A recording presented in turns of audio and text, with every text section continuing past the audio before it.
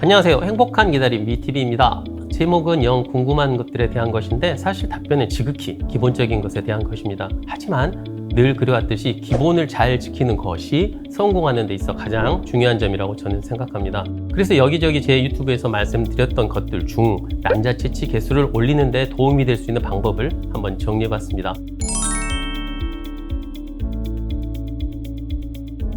이 부분은 어차피 선생님의 영역이긴 합니다. 하지만 만약 이번이 처음이 아니라면, 그래서 장기요법이 더 잘 나오고 단기요법이 잘 나오지 않는다면 3차 때 또는 병원으로 옮겼을 때는 이 정보를 조심스럽게 전달하는 것이 좋습니다. 실제로 사람에 따라 잘 듣는 프로토콜이 있을 수 있기 때문입니다. 그리고 갑상선, 유지분비 호르몬 등의 피검사를 매번 해야 합니다. 어떤 이유로 이런 호르몬들의 수치 이상이 오면 채취 개수가 줄어들 수 있기 때문입니다.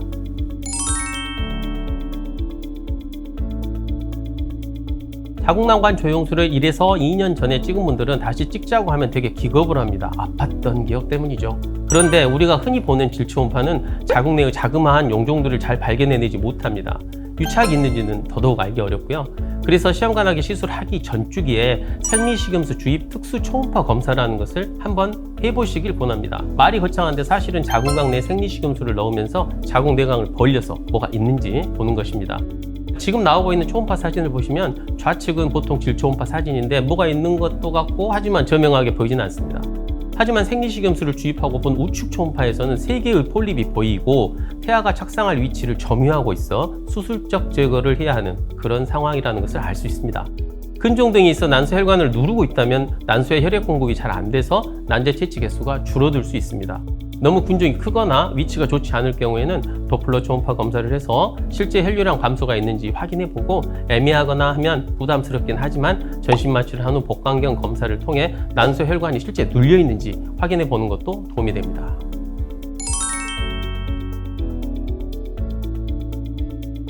이 논리는 과별한 주사의 용량이 너무 증가하면 난자의 질이 감소된다는 사실에 기반합니다. 저번에도 말씀드렸듯이 정상 반응구는 150에서 225 정도, 저반응구는 150 단위, 약간 과반응구는 페마라 등의 계란 유도제와 주사를 처음에 150으로 시작해서 75로 낮추는 방법 등을 통해 너무 과자극이 되지 않도록 해야 질적으로 우수한 난자를 얻을 가능성이 높아집니다. 즉, 요즘 최신 트렌드는 적은 용량으로 조용히 눈을 두드려라입니다.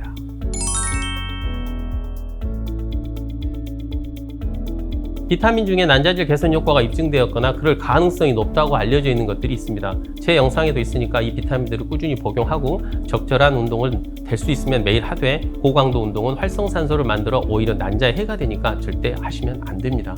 스트레스를 감소시킬 수 있는 본인만의 방법을 찾고 살이 쪘다면 정상적인 체질량 지수의 높은 정상 수준에 이를 때까지는 다이어트를 해야 합니다.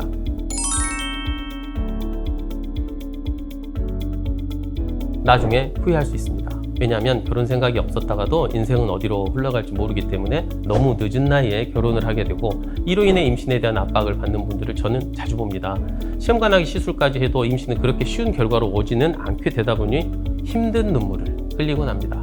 그래서 미혼 여성이고 결혼 계획이 없다고 해도 미래를 위해 보험이라 생각하고 난자 동결을 해놓는다면 하루라도 빨리 해놓는 게 난자의 질적인 면이 우수해서 나중에 임신될 가능성 역시 높아지게 됩니다. 예전에 난임 치료에서는 남성이 거의 배제되다시피 했습니다. 제가 서울대병원 근무할 때 위 선생님이 남성 난임에 대한 영문 리뷰 논문을 쓰라고 하셨는데 그때 저는 왜 이런 변방의 학문을 시키나 했습니다. 하지만 그때 2달 논문 쓰면서 공부한 게 정말 큰 미천이 되었습니다. 남자들 다 비타민 몽땅 먹어야 합니다. 특히 아연, 셀레늄, 엽산, 코큐텐이 들어있는 종합 비타민을 꾸준히 먹으면 정자질, 개수, 운동성의 개선 효과를 볼 수 있습니다. 물론 여성과 같이 적절히 운동하고 담배는 정말 가능하면 끊어야 합니다. 카페인도 도움 안 되니까 줄이시려는 노력을 하시고요.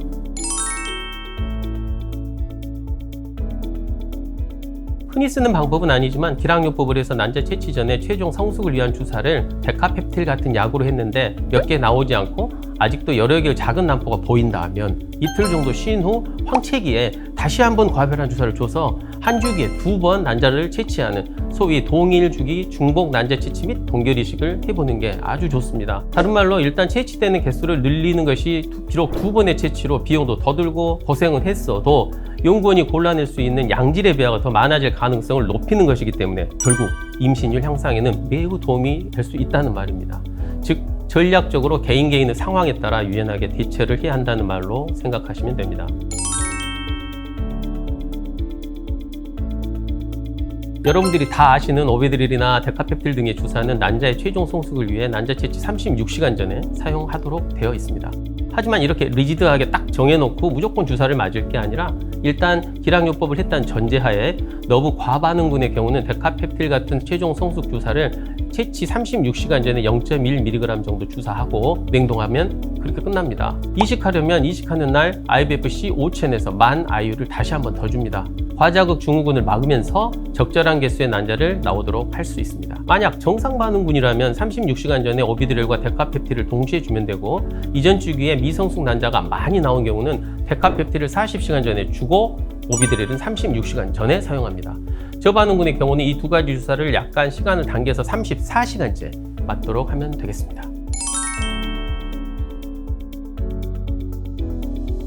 병원을 다니면서 여러 사람들의 경험담에 너무 흔들리지 마세요. 우리는 늘 말했듯이 우리의 운이 있고 나를 찾아와줄 우리 아가의 생년월일이 다 다르니까 그날 그때가 오면 마치 아침에 문을 열고 갑자기 바라본 서야의 풍경처럼 그렇게 아기가 왔을 것이라는 것을 스스로 믿어야 합니다. 친구들을 만나고 여행도 다니고 일상의 일도 열심히 하시기 바랍니다. 남편과 영화도 보고 맛있는 것도 먹고 가끔은 치맥도 하면서 일탈도 해야 합니다. 돛 닦는 사람처럼만 살 수는 없으니까요. 그리고 하루하루 평상의 삶, 루틴을 유지하려는 노력을 해야 합니다. 오늘은 이렇게 몇 가지 사항에 대해서 알아보았습니다. 도움이 되셨기를 바랍니다. 감사합니다.